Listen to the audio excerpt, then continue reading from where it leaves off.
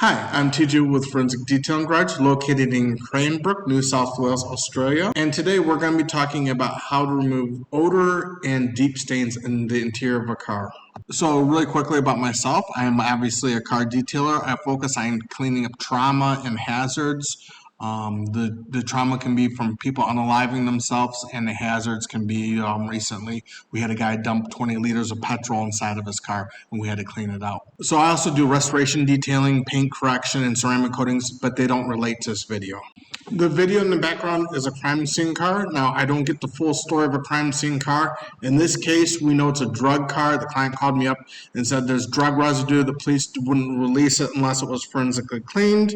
And so what we're doing right now is going through the car and assessing the car. When we work with drug cars, there's so many dangers inside the car. We have to worry about needles. We have to worry about drug residue. We have to worry about, especially with drug residue, one of the things is some of the chemicals we use might have a negative reaction, and then we have a toxic gas in the car. So we have to watch out for that. We also have to make sure that we have gloves on so the drug residue doesn't transfer to us. Also, you can see in this car that the guy tended to look like he might have been a hoarder. So we have to go through each of those stuff very carefully, not to poke ourselves with any possible needle, and clean that out of the car. And then on top of this car, and the reason why I chose this video was because that this car has a slight amount of blood. Most of the cars that we get will have a lot more blood. Right now you can see some of the crime scene dust they use, the fingerprint dust they use, but I'm pointing at the blood here and some of the, I don't know if it was vomit or whatever. I don't know the situation, how they found the guy, if he passed away, if he was still alive. But with the vomit on the car and everything else, I could probably guess that he probably passed out and the cops found him or something. And then they opened up his car and they found a bunch of drugs. So we're just going to look around all the common hiding spots to make sure nothing surprises me when I clean the car. But we have to do this very carefully. Now that I've tried to convince you that I know what I'm talking about, I'm not some crazy person out there, we're going to talk about interior cleaning. Now, when it comes to interior cleaning, there's always more than one way. I'm not saying that my way is the only way. Right now, it's the best way for me, and I'm always open to learning new things because the more we learn, the more we can apply different things to our life. Now, in these videos, you're going to see me always default on trying to use the cheapest possible tools and methods to get the job done. I don't want you to go out there and spend a lot of money on more expensive tools when the cheaper tools can work just as well. Since there's nothing really to look at, I'm going to just let the video keep on running. I just want to talk about the difference between retail products and professional products. As it relates to retail products, I'm here in Australia, so I'll be talking about retail products in Australia. And then on top of it, I will be making some blanket statements to retail products. For the majority of the time, these are correct. There is a small minority where this is not correct. So if you buy retail products from Bunnings or Kohl's or someone that doesn't specialize in car care products, those products are going to be less effective than the retail products that you buy at Super Cheap Auto. Super Cheap Auto will always have the better retail products. That being said, in most cases, retail products are extremely expensive and less effective than the professional products.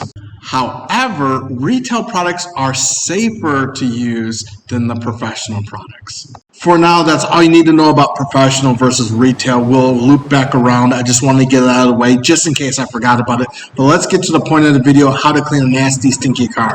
So this is a photo of the car that had the 20 liters of petrol spilt in it. You can see a couple people tried to clean it. They couldn't get the petrol smell out, so they gave it to me. Now the petrol has been dumped in the car over a month ago by the time it got to me, and so the smell is pretty much permeated into the car. But the most important thing is the car is not flammable right now. It's neutral, so always think safety first before we start, you start working on it. So the first thing I want to do is make sure that there's no moisture in the car, and then I want to remove all the rubbish that I can and possibly vacuum the car. The reason why we want to make sure all the moisture is out of the car is we're about to put an ozone generator in the car. And the ozone generator, simply said, it releases a gas inside the car that helps neutralize or make it so we can tolerate the nasty smells in the car while we clean it. This needs to be part of the first process, because if we do it, like say after we put the chemicals in, it can produce a really nasty gas that's horrible to smell. So we just want a dry space, and we want to put the ozone generator into a dry space. And then when we put it into the car, we're going to roll up the windows of the car and let it do its job. Now, depending on the ozone generator you have, I just prefer to get something from Amazon. Mine's maybe $50 to $100. There's ones out there for $1,000. There's all these fancy ways you can set it up. The way I found that works best for me is I just put the ozone generator in the car, plug it in, let it run for 6 to 8 hours. You don't want to let it run any more than that because it can possibly damage the plastics. And how it damages the plastics is it makes them look really shiny at first and then dulls them out and they crack. And so it is actually pretty hard on the surfaces. My point is just don't go overboard with the ozone generator. I've used it on a car where a person was in the car dead for a couple days, peed and pooed when they died and everything else. Blood was all over the place. And we were still able to get the smell out in about 6 hours, make the car tolerable for us to work in. So you don't really need to go overboard with the machine. That's all. So there is a couple things that we can do to help dispersion of the gas in the car. We can put a fan in there that will help disperse the gas. We can also turn the car on, make the air on, put the air on recycle, and turn on the air conditioner, not the heater, and let the car run for maybe 15 minutes. That will help get the ozone going through the car. Make sure you leave the windows up. You don't want the gas escaping. There is some crazy things that people can do. They can put the ozone generator outside the car, build this whole tube system and everything else. If you have time to do that, more power to you. But most of the time, I just need to put the thing in the car and start working on my next project. So it's just fine to leave the ozone generator sitting in the car and go and do your own thing. It's a very small space. Don't worry about it. The gas produced by an ozone generator smells like electricity mixed with chlorine from a pool. Also, I should mention that the gas from the ozone generator is an irritant to humans. It can kill plant life and it can kill ants. So when you do have it running, make sure that the car is sealed and you're not breathing in any of that air. When you go to air out the car, if you have the ozone generator running in the car for 6 hours, you probably need at least let it air out between 2 and 3 hours. If it's 8 hours, you need to let it air out for 4 hours.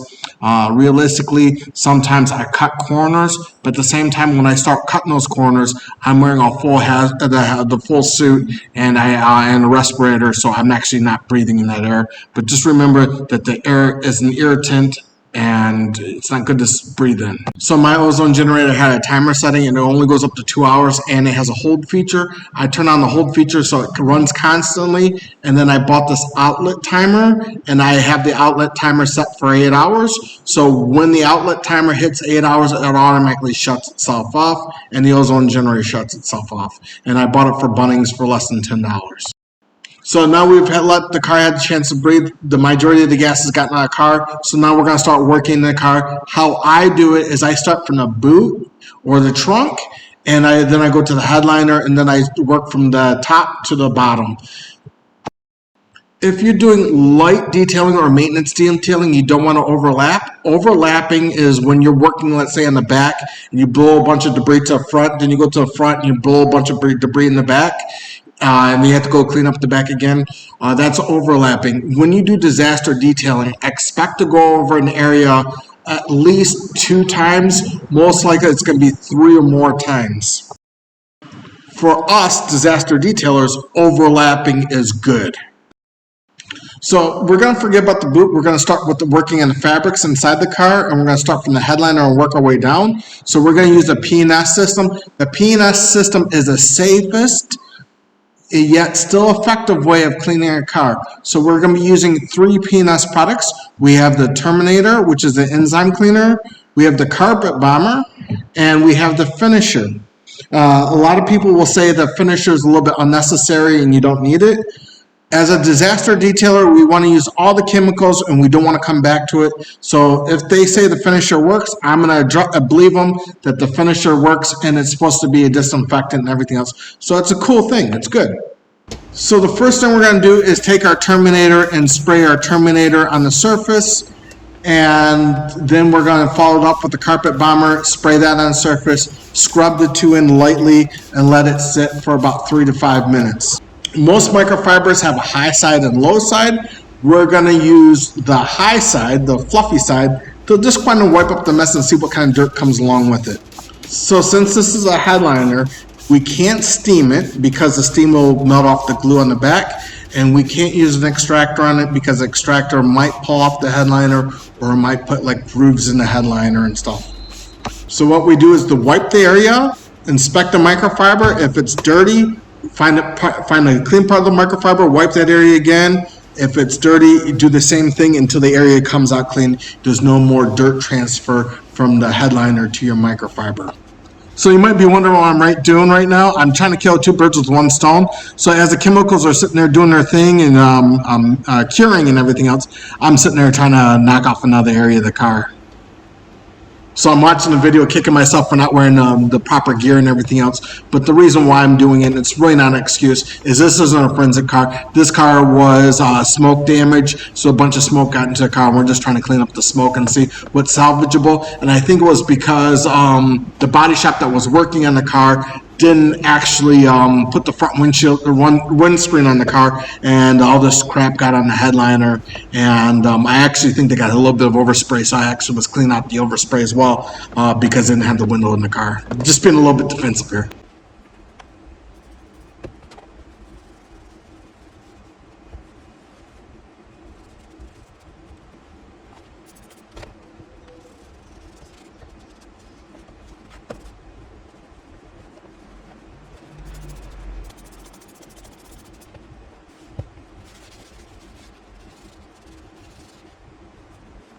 So right now all I'm doing is testing the headliner, seeing how well the stains are responding to the liquids. I'm not sure about it, but it seems like it's a little bit wet. We've given a proper amount of time, so we need to go ahead and start wiping it off and seeing how it turns out. So right here I'm using a shoe polish brush, or what you call a leather brush. I wasn't sure if it was going to be hard. It didn't seem like it was hard, so I just went straight and started using a microfiber.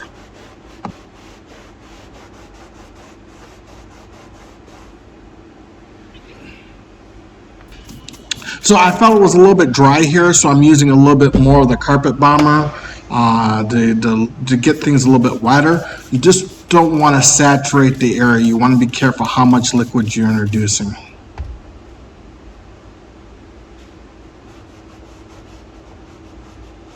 And if you can't notice I'm squinting right now, that's because that carpet bomber and most of your carpet cleaning materials will burn your eyes and mess up your how far you can see and everything else. So if you start doing this and you don't have eyewear on like I don't, you won't be able to see far away. I'm an idiot. I should be wearing PPE.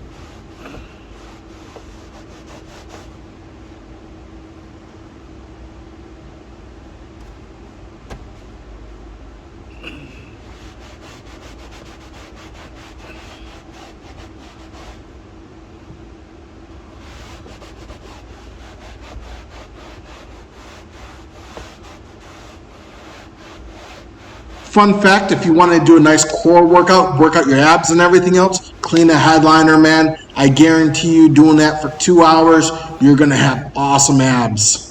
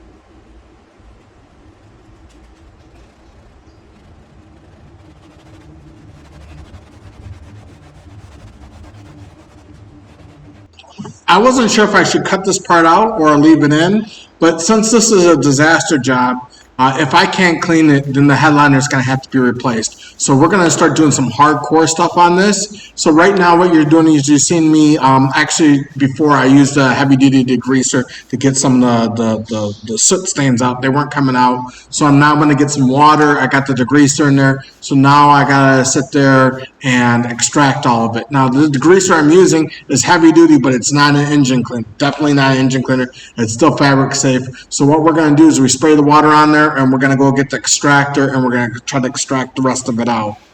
Now this only works because the headliner is in good condition, it's on a Toyota, and it's not a fabric headliner that we have to worry about where it's going to bow. This is like all one piece. It's kind of like I don't know what the material is, but it's like almost like a cardboard cutout. So yeah, I would not do this on most cars. This is a little bit extreme, but I had to give it a go. I had it because if it can't be fixed, it's $1,000 that the guy's gonna have to get out. Then they're gonna have to take that. How to take out a headliner is you actually have to take out the front. Most cars, especially these Toyotas, is you gotta take out the front windscreen, pull the headliner out that way, and then feed it back in. We have gotten one out in the past, but I threw a door. But again, I mean, if the car is trashed, I mean, you can just trash the headliner out, coming out. It's just putting it back in, making sure it looks nice. Anyways, I'm babbling and talking too much, and you're seeing the car being extracted.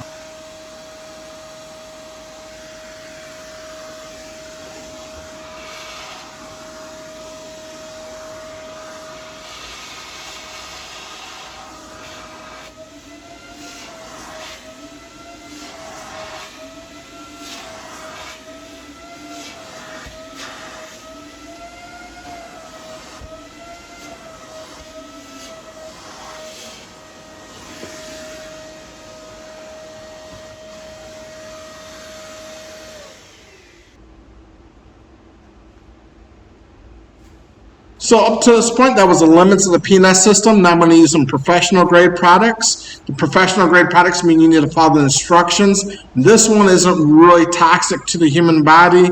It's not good to ingest it, but I should be wearing gloves and maybe eye protection, but I'm not in the way of being sprayed or anything like that. So I didn't do it. But yeah, we're going to the professional products now. So you'll probably see my face all scrunched up using this product. It's because I have a bad association with this product. So every time I smell it, I think of some other traumatic jobs I've done, and I'm not a really big fan of that smell to that product. But it's not hurting me at all.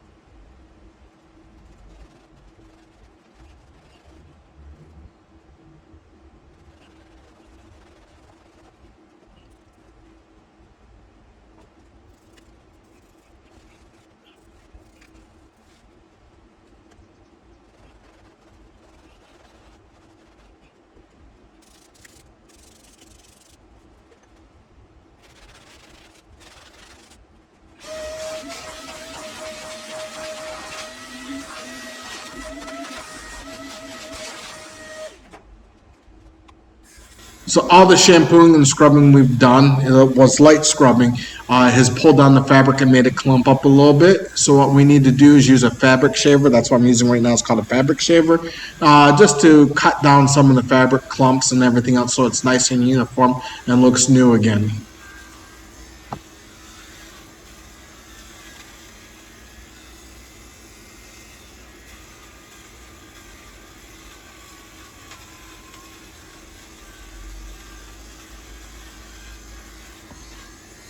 So the most important thing when it comes to disaster detailing is overlapping and working in small areas. Always be prepared to overlap and always take your time. Next, we'll be talking about the professional chemicals. So the differences between professional products and retail products are professional products, you need to follow the instructions. Professional products, you'll need to wear precautions. Professional products are extremely effective. Professional products are extremely dangerous as well. And in general, most professional products need to be diluted. So starting with the left, which is our pre-treatment, that's Amzolve, and that's a food and protein remover. Now it has ammonia in it, and it's a very strong, so you need to wear a respirator, you need to wear gloves, and you need to wear eyeglasses. This product will burn your eyes. It'll definitely burn your lungs. If you're not working in a well-ventilated place, in a couple minutes you'll be seeing Jesus. So you want to make sure that you have that respirator on, you have airflow going, and then finally you need to wear gloves because it's a very common thing. When I don't wear gloves and I start scrubbing the floors, this product will actually eat away your skin, and you'll get carpet burns across your knuckles.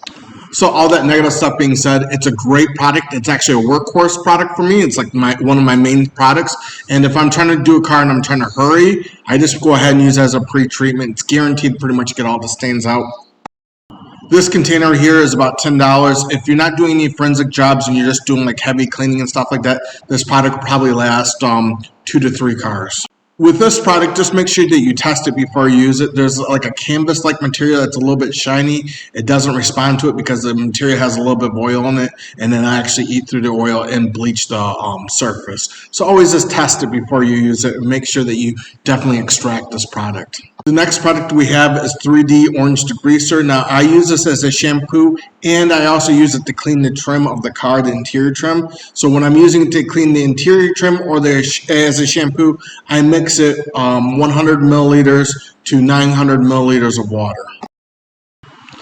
This product isn't dangerous like the Amzolve, so probably just wear gloves. You don't need to worry about a respirator. Unless you're working on a headliner, then you probably need to wear a respirator and glasses. You don't want the stuff going into your eyes. Other than that, it's pretty safe. Also, when you're done with this product, make sure that you extract it. So then the next product we have is Tanex. So Tanex is acidic. The other two products are more closer to alkaline. So this will neutralize the other two products. This is a lot safer than the other two products. In fact, you can actually leave this product in. I wouldn't recommend it though. So what happens is when I use this product, I use it on like stains, like coffee stains, tea stains, anything brown. It tells you right there, just use it on brown stains. This is if the other two products don't work, I'm going to try using acid to see if that acid will get it out. And then finally, we have Rustex. Rustex is pretty self-explanatory. It gets rust out of carpet. Before moving on, I do use the Orange Degreaser on seatbelts. Either you can spray it directly on the seatbelts or let the seatbelt soak in it and then let it dry. And then when it's dry, then I apply the deodorizer on the seatbelt. So when you read the instructions on the carpet deodorizer, it's going to tell you to put it on first and then use a degreaser to cut it back or a carpet shampoo to cut it back so it's not as strong. We don't want to do that because the seatbelt's going to go up in the compartment, and that compartment, unless we take apart the car, it's going to still have a little bit of stink in it. So what we want to do is let that deodorizer smell marinate into that compartment. So what we're going to do is put the deodorizer on the seatbelt, and at best wipe down the seatbelt, but don't really take the product off. Don't add any more water to it. Let the seatbelt go up into its compartment and let that smell permeate into the compartment, so that especially if it's a smoker, that metal inside, the metal and plastic and everything else will absorb the carpet deodorizer smell itself. So leave it in. Don't take the carpet deodorizer out when it comes to dealing with the seat belts themselves, the fabrics on the seatbelt. There are dedicated carpet cleaners out there that get out paint stains. I just use isopropyl alcohol because that is a workhorse in any detailer shop. We use isopropyl alcohol in getting out paint stains. We also use it on getting out floral stains. So if you have flowers on the headliner, it's good for doing that. And it's also good to prep the panels on a car to get coated with any kind of coating, ceramic coating or wax. It's a great panel prep. So the dilution rate for the isopropyl alcohol is anywhere from 10% to, just depending on the stain and what area you're working, it might be 10%. See if 10% works for you. If 10% doesn't seem like it's working, go up to 50%. If 50% is not working, make sure you test it on the material first so the material can handle it, because plastics and trim have a hard time handling 100% isopropyl alcohol. They kind of turn white.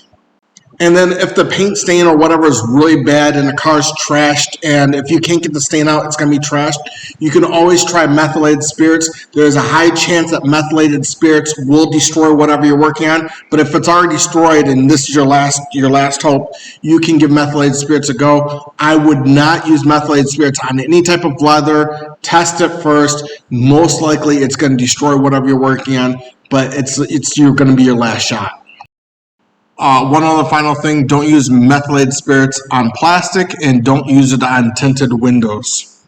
So let's move on to talking about tools. On the left here, on the leftmost, we have the shoe brush. You can get that for Bunnings for less than $2. That is an absolute workhorse. Most likely you want to take off that annoying sticker on the back of it, but I just wanted you to be able to identify what it is looking at the video.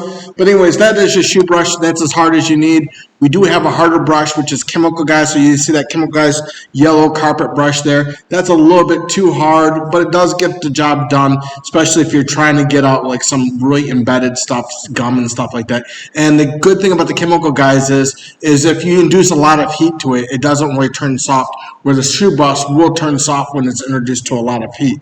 Then we have the Costco's brand microfiber towels. Most detailers love these. These are extremely cheap. At the time of making this video, I think you can get 2 packs for $50. There's 36 microfiber towels in there. That is the best deal that you're going to get, but you have to be Costco membership, and a lot of people resell them. And just remember, the brand is actually called Kirkland's Microfibers. If you go to a source, you're going to be paying not that much money, but there's a lot of people that resell it and they jack up the price. These are best towels to get when you're cleaning the interior of the car. Sometimes there can be a downside where they dry up a lot of yellow fluff, but if we're using it for shampooing and stuff like that, when we're done shampooing, we're going to vacuum up that yellow fluff anyways. So let's talk about vacuums and carpet shampooers. In the past, I've wasted heaps of money on getting like $1,000 carpet shampooers and stuff like that.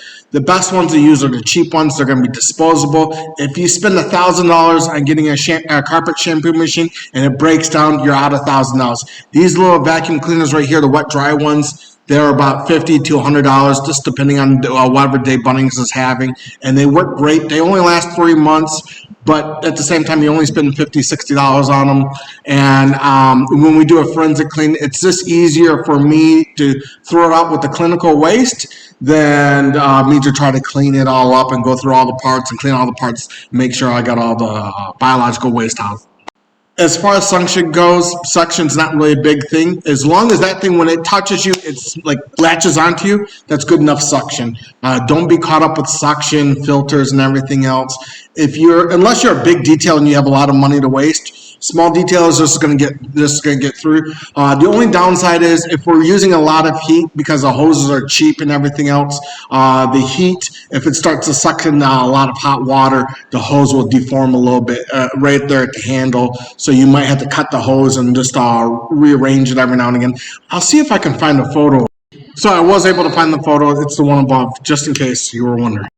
So if you're going to use a steam cleaner, get a high-end steam cleaner. Don't get a cheap one. The high-end steam cleaners are going to cost you more than $1,000. This is the Karcher SC5 that you're seeing in this video. This is a great steam cleaner. It costs about $1,000. If you get a cheap steam cleaner, what you're going to do is you're going to be changing the water too much. You're going to be waiting for the steam. It's absolutely pointless. You're going to be a lot quicker with boiled water. This steam cleaner is very soft and gentle on this armrest, and it's not making any damage to the armrest, especially where the screw is. It's keeping everything intact and not ripping anything apart. Great steam cleaner. So on the top left here, you have a drill brush. Drill brushes are good at making carpet look fluffy. I don't really recommend them for most fabrics because they're too physically aggressive. If I want something to be aggressive, like I want something to be aggressive on the stain, I'd rather the chemical be aggressive than the drill brush, which can build up heat and just rip things apart. So drill brushes, I'm not a big fan of, but they do have their place. So on the top right, you can see that we have a typical electrical kettle here. I think this is more common in Australia, England, and the rest of the world, not necessarily common in America. These things actually heat up water really quickly, and they are the perfect tool to use until you can afford a steamer. So obviously the kettle's going to get hot. It's going to burn your hands and everything else. So you can go to Bunnings and get gloves that can handle the heat. I have the gloves here. These are the black gloves there, and they do a good job of making it so you don't burn your hands when you're working with boiling water. I should say the gloves at Bunnings are under $10. They're really cheap.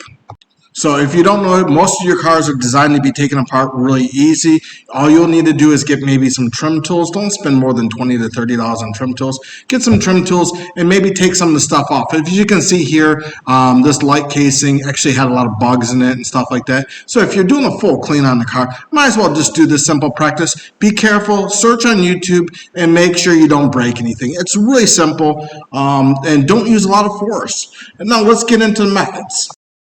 As you can see here, we're working on a floor mat to a car. It's relatively dirty, got some gum and some other stuff on there, foreign stuff. I know again you should be wearing gloves, just wasn't doing it because I'm actually cleaning the shop as I'm doing things, making this video.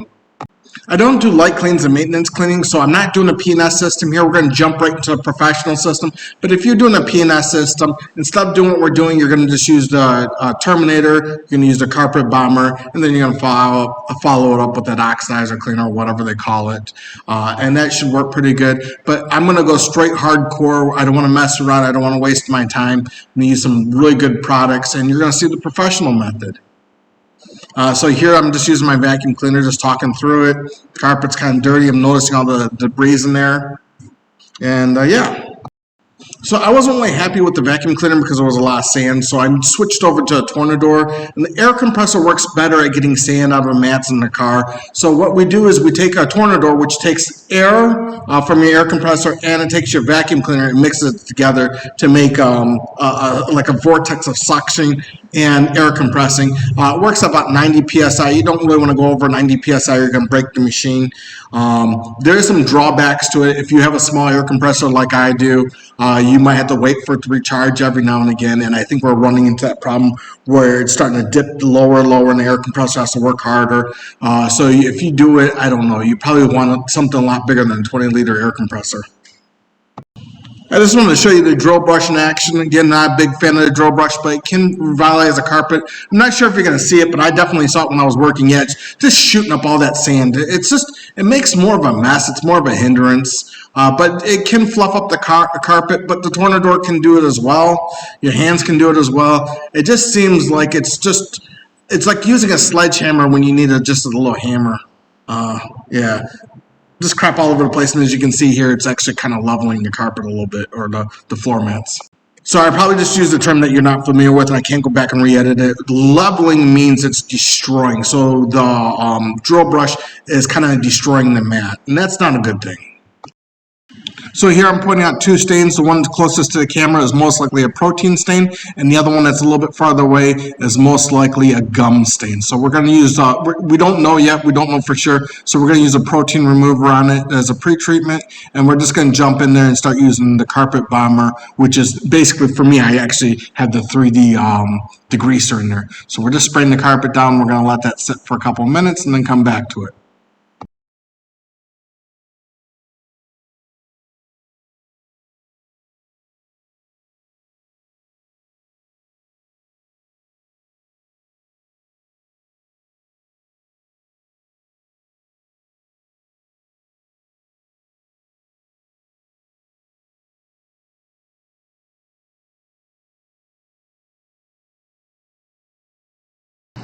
And I'm just feeling to see how the chemicals are working right now. You should probably be doing all this stuff with gloves on because, again, this product is a little bit hard on the skin. And I'm able to determine now that the stain that's closest to the camera is definitely protein I'm pointing at right now, and the other one's gum. So I'm just going to go grab my gum remover. I just have a little bit left. I haven't had any time to get out of the shop and get more stuff, and just busy, so you can see me cleaning the background here. So I've actually edited this down. It's been about 5 minutes, and now we're going to start scrubbing. Remember, this is a soft shoe brush.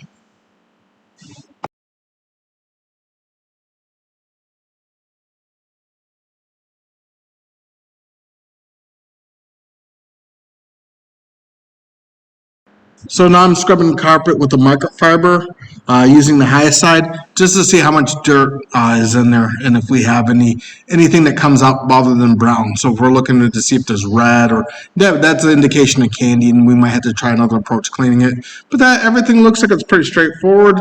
We have those two stains there that we're probably gonna have to use some hot water on. There's me using the gum remover. Barely have any of that left, so I can tell it's on that stain there. That's definitely gum. Sometimes your degreasers, if you have a degreaser high enough concentrate, it can get a gum off as well. Degreasers are really good at getting dirt off, and yeah, I'm talking too much.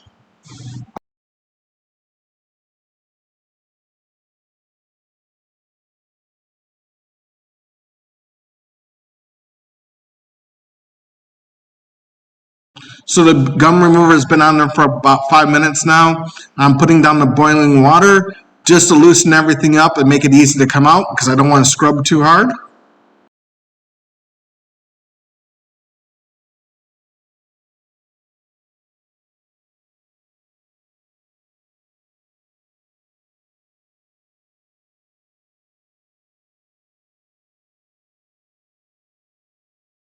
So I can't stress this enough. You don't need to scrub hard at all. Just let the chemicals do its job, let the heat do its job, and you should have a good time.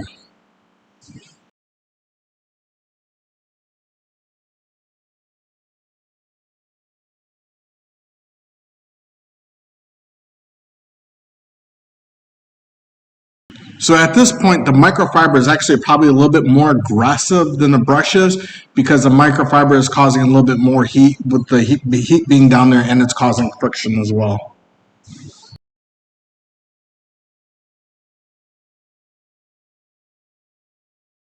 So the chemicals I use don't produce white foam, so I know that's either some kind of soap in there or some kind of dirt. That's not for me, so I gotta try to get that out. We're gonna go ahead and extract the whole carpet, and hopefully that extracts out as well. If it doesn't, we're gonna have to put more water on it and then dry it off, put more water on it, dry it off with a microfiber.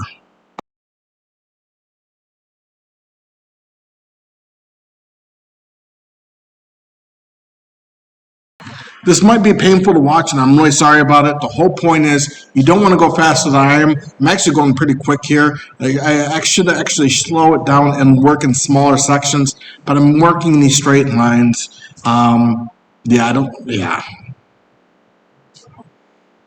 expect better from myself. I think it's because it was on that shaky table and stuff like that. Actually, I like to work in lines that are about 1 inch and back and forth of 1 inch, and then working that pattern. You'll see it a little bit later.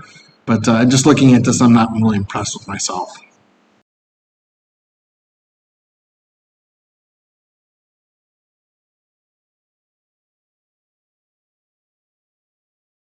So I'm about to ramp up the speed. All you got to need to know is working a crosshatch pattern, and you should be good. So just attack the carpet from every single direction, not just one direction.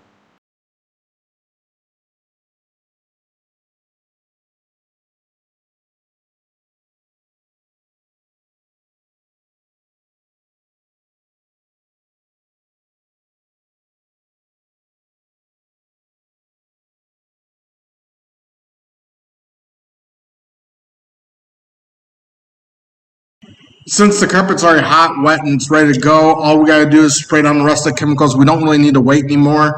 I believe the next one I should be grabbing is the acid, the neutralizer. Yep, 10x. Yep. Yeah.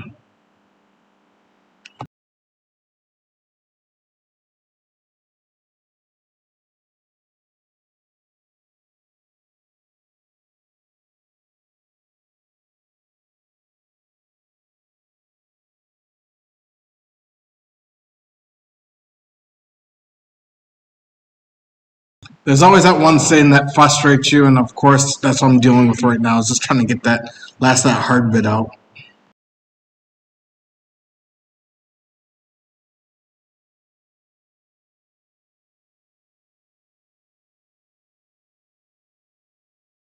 So I'm just going to show you the microfiber that's still considered to be dirty, so it still needs to be a little bit cleaned a little bit more.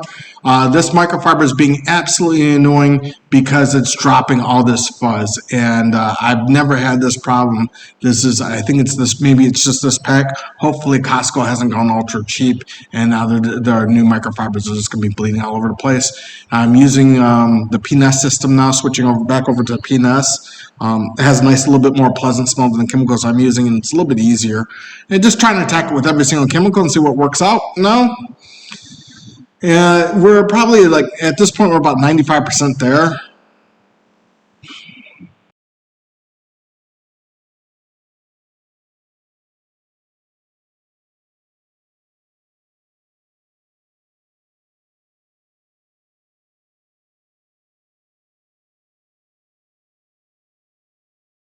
So now you're going to see me being a lot more professional. This is how you should be using an extractor. Small sections back and forth like that, so you can make sure that you're getting everything and you can see deep down in case you have to get any extras out.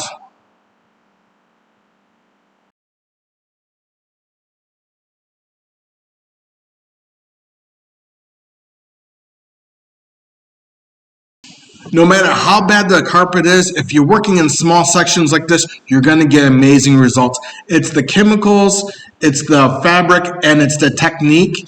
This is going to be amazing. It's just how I'm moving right now. I'm in the zone. I know what's going on. I know it's going to be beautiful. I mean, I've already seen it. We've done it in the past and everything else. But how everything is moving, this is going to be amazing.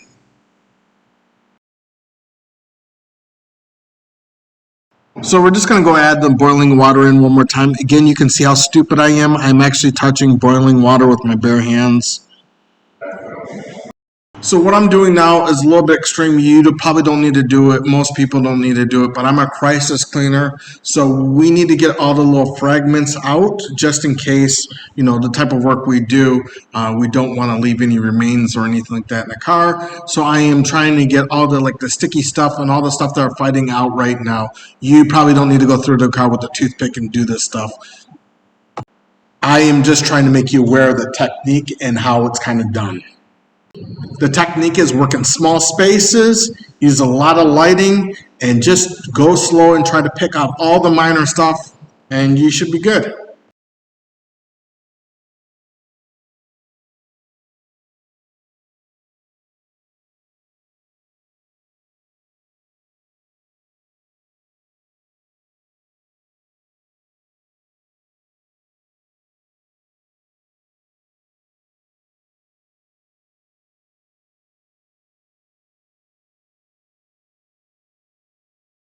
Again, instead of using force here, I'm using heat and chemicals to get the job done. We don't really use force at all. Chemicals and heat, can't repeat that enough.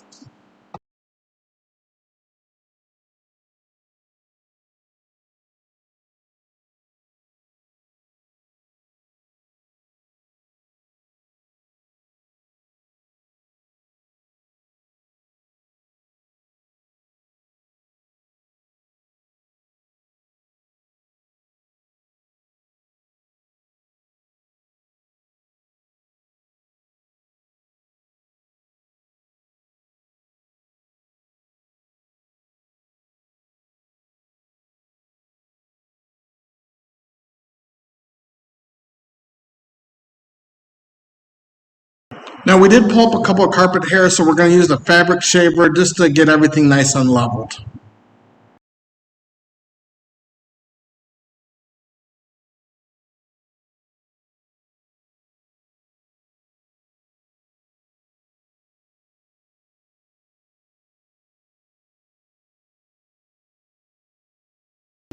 So this is the end result. I should do before and afters, but you can, if you need to see that, you can actually go to the before. I'm not big of a fan of before and after, so that's what it looks like. It looks clean. Yep. There was a little bit more fuzz from the microfiber there. I wasn't really happy about that. I'm using the razor blade to pick it out. So small things that can annoy you. Anyways, we'll move on to the next thing.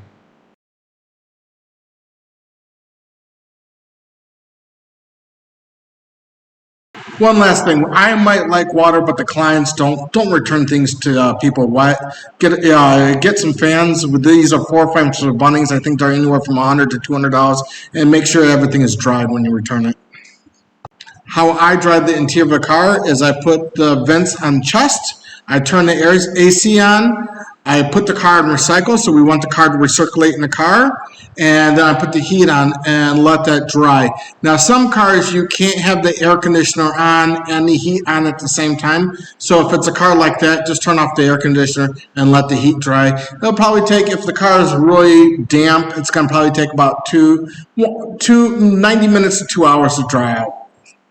Once the car's dried inside, like dried to a touch, it's going to be steamy and humid in the car. So probably let the air conditioner run for 15-20 minutes so it's cold air blowing through the car, and then tell the customer or you yourself leave the windows cracked for a couple of days so that smell of the cleaners doesn't amplify and get a lot worse and turn into a swamp.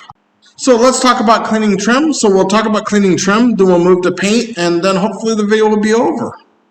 The trim in this photo is really bad. I totally understand it, but I want you to visualize it so you can see it right now. But at the subatomic level, if you have a stinky car, this would be all the oil, residue, grease, and everything else that's built up that's helped contributing to the smells. So we need to get all this nasty stuff off the trim. Even if we can't see it, we need to take it back off, I should say. The stinky, oily dirt residue that's on the car is just a couple microns thin, and you might not be able to see it. It's probably as thin as this, me breathing on the window right here. So a micron is a unit of measurement. So if you're familiar with laminated paper is about 80 microns thin. So just imagine that this oily residue is probably 2 to 4 microns thin. So it's the residue is 8 times thinner than it is on a laminated piece of paper, if I'm doing my math right here. So just to recap where we are so we don't get confused and lost, we've already put the ozone generator in the car. The ozone generator has done its job. Now the ozone itself has no penetrating capabilities, so the ozone gas now is stuck on top of the plastic and trim and the windows and everything else. So what we need to do now is remove the ozone, and we need to remove the nasty smells underneath. To accomplish this, we'll be using our interior degreaser to chemically break down what's on the surface, and we're going to be mixing that product with 100 milliliters of interior degreaser and 900 milliliters of water. So next we'll be using a magic eraser to scrub. Now a magic eraser will actually kind of sand back a little bit, so we want to use it very carefully, and we only want to use it on solid surfaces. So don't use it on anything like your gauges or anything that you see through. Don't use this on your radio or anything like that. Only like your door panels, anything that you don't see through. Don't use it on any plastics that are kind of see-through or anything like that. It'll scratch them up and make them look really cloudy. Now that we've chemically cleaned the surface with the degreaser, we've stripped it with the magic eraser. Now we need to go in and apply an interior dressing. For me, the Chemical Guys Tire Shine is great. It smells really strong. It smells like soap, and it produces a lot of shine. So some detailers don't like shine, they like matte. The reason why I prefer shine is most people here in this area associate shine with clean, and we need to really radiate that we've cleaned the car. So let's pretend that this is the interior of a car. We're putting down our degreaser, spraying it down, being very generous with it.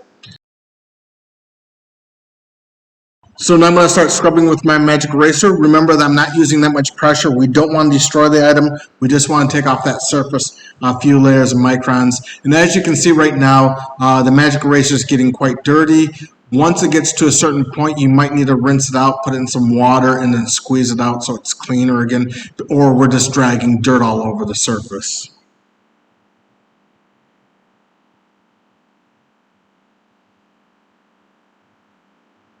So I just want to give you a little tip. I don't want to overburden you, but let's just say you are crisis cleaning, which you probably shouldn't be doing. But if you're crisis cleaning and you've done the magic eraser and everything else, you might want to go with an interior cleaner and just go over the surface and wipe it down just to make sure that all the residue possibly is off as much as it can be. And then you'd put down your tire shine.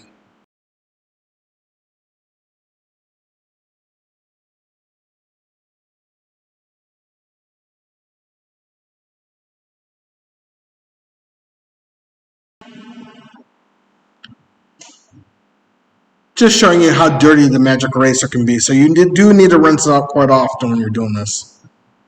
So now we're going to put the interior dressing down. The interior dressing is just going to revitalize or rejuvenate the damage or stress that we've caused the plastic in our cleaning process.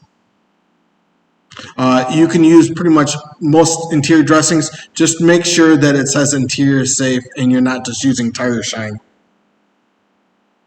Since we're in Australia, UV blockers or having some kind of UV blockers in it is a plus. And just for a bonus round, we're going to be talking about how to remove paint from the interior of a car. So I've done this several times. Unfortunately, I don't really have that many good quality videos of it, so this is the best one I have. So I've already shot a video on the back seat, but it didn't come out that great. So hopefully we can get a video on this.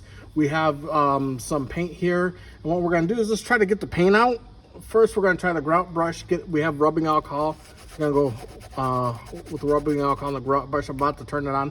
Now this is a really low-key grout brush. It's more equivalent to electric toothbrush. It's not that powerful. We do have more powerful brushes in here, but we don't need anything with power in here. The lighting, we have insane lighting on it going on this area right now. So everything that you're seeing, if we turned off the lights, it wouldn't actually look as bad as it does now. If I just turn off the light, yeah. Oops. There we go. We'll just go like that. Anyways, enough talking. I'll get to business here. We'll just go down and see how this turns out.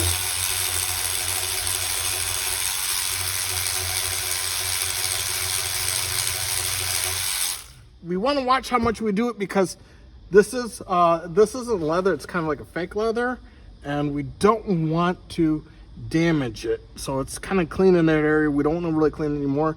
I have a toothpick here. This is a toothpick end. This is the blunt end right now that I'm using. So we're just going to take the blunt end and just go over this very lightly and see if we can get any of these flakes to come off. We'll zoom in the camera a little bit more. Oops. Turn this. Zoom it in. We don't need to do anything fast. We're just going to do it lightly. Wipe off our area. Okay, that looks like I might need to get the toothpick end. Get the toothpick a little bit wet there.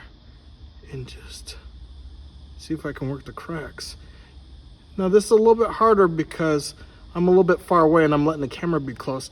Normally I'm close enough where I can see the grooves and I can just take the skewer and just follow the grooves and get it out that way. This is never quick. This takes a long time.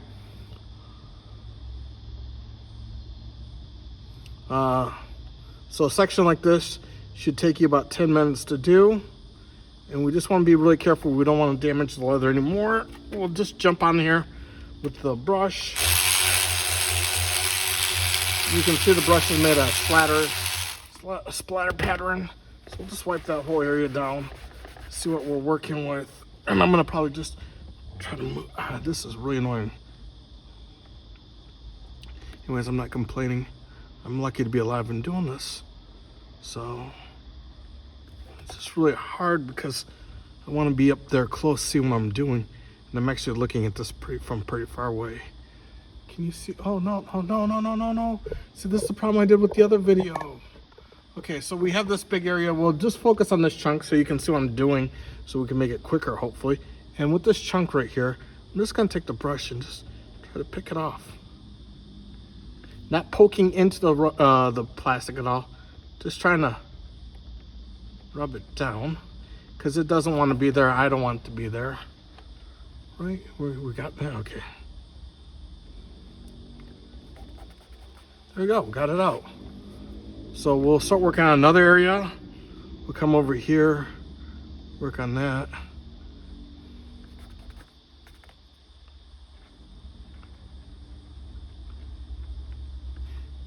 Again, the worst case scenario, and you don't want to do this, and I don't want to say worst case, the worst possible thing you could do is get methylated spirits or something and go over the whole car or anything hard. The rubbing alcohol is almost too hard. You just want to use really safe chemicals because you can see right here where I'm drying this area. That's all it is drying. So when we'll end up conditioning, getting that mark out, and it'll look wet after we condition it. So you can't tell with this one, but with all the lighting and everything else, this is probably really good to normal people. If they got in the car, they really wouldn't see this. But again, we have the highlighting here, and we're really zoomed in kind of close. So I'm just gonna try to get these last pieces out. There we go.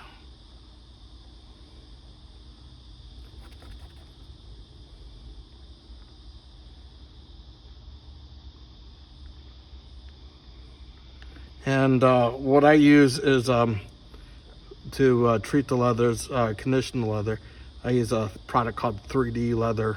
Meguiar's has gold class. That's pretty nice. It's just really expensive and really watered down.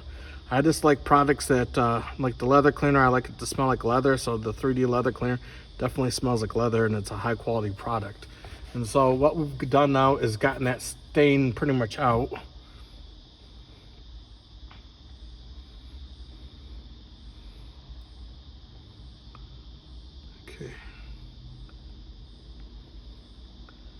Okay, and then what we'll do is, if we zoomed out right now, you wouldn't really be able to see that well. Oh boy.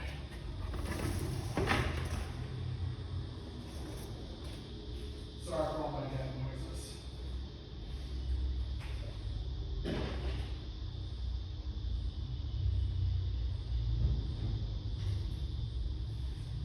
So since the area is pretty much bone dry, it desperately needs to be conditioned. So we're just gonna come in here and grab our conditioner.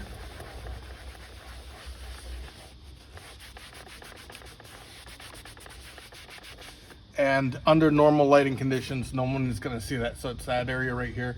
So if we sat there and turned off our big light, I mean, you can even see my fingerprint. That's how well the lighting is in here. But if we turned off this big light, I can't even see Jack. So let's see. Yeah. Oh.